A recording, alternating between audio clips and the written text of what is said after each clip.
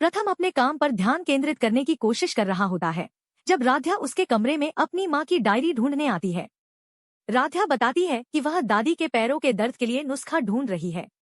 प्रथम उसे शांत रहने के लिए कहता है, पर राध्या के बार बार टोकने पर वह चिढ़ जाता है और उसे डांटता है। हालांकि जब प्रथम को डायरी मिलती है तो वह राध्या को चेतावनी देता है कि वह कुछ भी ऐसा न करे जिससे दादी को तकलीफ हो, और वह उसे डायरी दे देता है।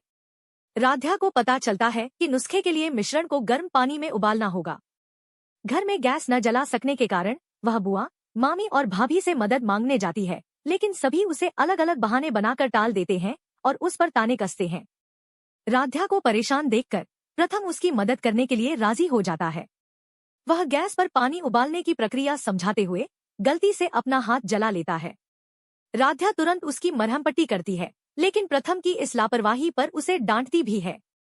जब दादी वहां आती है तो प्रथम बताता है कि लेप राध्या ने बनाया है, हालांकि उसने सिर्फ पानी उबाला था। इस पर रजनी राध्या पर दिखावा करने और प्रथम के करीब आने का इल्जाम लगाती है। दादी प्रायश्चित के नाम पर राध्या को अपने कमरे में सोने का आदेश देती है ताकि वह प्रथम से दूर रहे।